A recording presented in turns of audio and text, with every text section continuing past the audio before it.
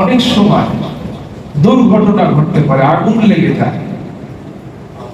এই জন্য আল্লাহ রাসূল সাল্লাল্লাহু আলাইহি ওয়াসাল্লামের এই হাদিসটা অত্যন্ত গুরুত্বপূর্ণ একটা হাদিস। আমরা অনেক সময় দেখা যায় ঢাকা শহরে বাচ্চাদেরকে সন্ধ্যার সময় ছাদে খেলতে যায়, গার্জিয়ানরা অনেক সময় খেয়াল রাখে যেন সন্ধ্যার সময় যেন আমাদের শিশুরা ছাদের দিকে বা মাঠে কোথাও না যায়। এবং আমরা সবসময় সন্ধ্যা হলেই বিসমিল্লাহ বলে আমাদের সমস্ত ঘরের দরজা জানালাগুলি আটকে থাকে। এরপরে কি আর করবো না? আল্লাহ রাসূল বললেন রাতের যখন একটা অংশ হবে কিছুক্ষণ পরে আবার তুমি ঘরের জানালা দরজা খুলতে পারবে। এর দ্বারা কি হবে?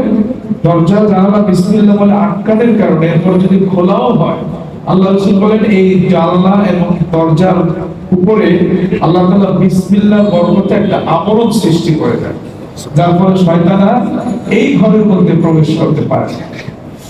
আর আগের জমানায় তো, এখন তো ইলেকট্রিক লাইট, আগের জমানায় কিন্তু ল্যাম্প ছিল, কুপি ছিল, হারিকেন ছিল।